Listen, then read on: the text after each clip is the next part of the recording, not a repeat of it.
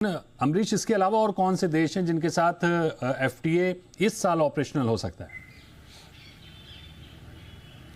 देखिए, पिछले साल हमने देखा था कि लगभग तीन बड़े देश जिनके साथ एफटीए भारत ने साइन किया था, जिसमें सबसे बड़ा था यूके, उसके बाद न्यूजीलैंड, उसके बाद ओमान। इन तीनों ही देशों के साथ हस्ताक्षर किए जा चुके हैं, यानी कि सहमति बन चुकी है कि तीनों ही देश डील करेंगे और डील किस तरीके से होगी वो सारी चीज़ें बाहर आ चुकी हैं। लेकिन जो प्रक्रिया होती है एफटीए के ऑपरेशनल होने की, उनमें दोनों ही देशों में कुछ न कुछ चीज़ें अटकी पड़ी हैं। मसलन अगर न्यूजीलैंड की बात करें तो वहाँ से उनके संसद से उसकी मंजूरी होना बाकी है। अगर हम यूके की बात करें तो वहाँ उसके पार्लियामेंट से उसकी मंजूरी होना बाकी है। ओमान की बात करें तो कुछ चीज़ों पर अभी क्लैरिटी आना बाकी है कि किन किन चीज़ों को लेकर क्या डेडलाइन रखी जाएगी। तो ये सब चीज़ें हैं और उम्मीद की जा सकती है, कॉमर्स मंत्रालय के सोर्स भी यही बता रहे हैं कि उम्मीद की जा सकती है कि इस साल में इन तीनों ही एफटीए पर जिनको कि साइन किया जा चुका है ऑलरेडी, उनको ऑपरेशनल कर लिया जाए। इसके साथ एक बड़ा एफटीए भी इसी महीने पूरा कर लिया जाएगा, इस बात की भी पूरी संभावना है। आपको जानकारी होगी 26 जनवरी की जो परेड है उसमें मुख्य अतिथि के तौर पर ईयू के